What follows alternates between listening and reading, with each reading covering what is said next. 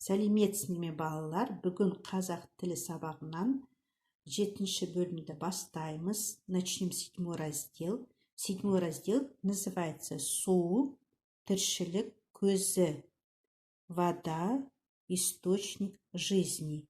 Көзі переводится «источник», «Тіршілік» «жизнь».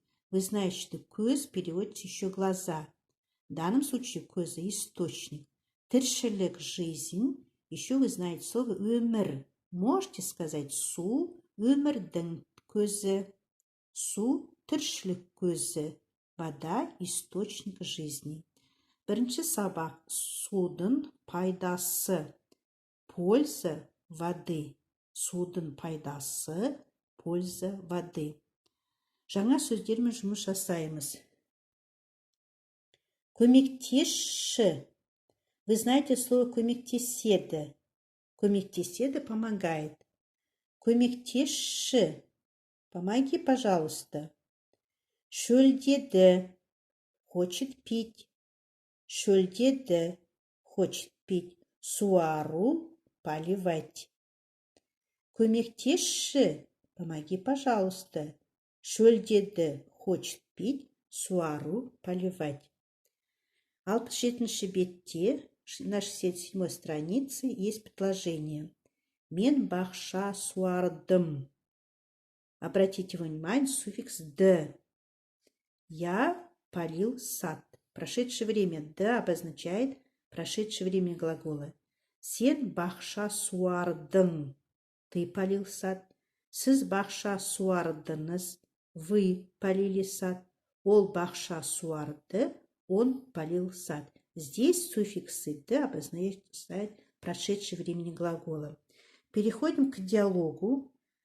Екінші тапсырма. Оқылым чтения. Диалог между Адам и вода.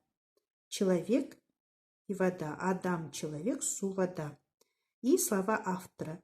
Адам бақша өсірді.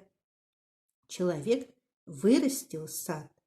Бақша шөлдеді. Сад или огород хочет пить. Адам суға, человек в воде. Су, сен әдемісің, тазасың, көңілдісің. Маған көмектесші, деді. Вода, ты красивая, чистая, веселая или радостная. Помоги мне, пожалуйста, сказал. Су, вода, жарайды, деді. Ладно, сказала. Су адамға көмектесті. Вода помогла человеку. Су бақшаны суарды. Вода полила сад или огород. Адам суға. Человек в воде. Рахмет саған, су, деді. Спасибо тебе, вода, сказал. Здесь шөлдеді. Хочет пить, хотел пить. Прошедшее время глагол. Өсірді, вырастил. Деді, сказал. Суарды, полил. Глагол, прошедшее время глагола. Откройте 68-ю страницу. Здесь үшінші тапсырма, айтылым, говорение. Адам не өсірді. Что вырастил человек? Өсірді, вырастил. Что вырастил человек? Отвечаем. Адам бақша өсірді, вырастил огород. Адам жеміс өсірді. Адам көкөніс өсірді. Адам жидек өсірді. Жидек – это ягода. Келесі тапсырма, 4-ші тапсырма. Вместо картинок нужно ставить слова. Адам бақша өсірді.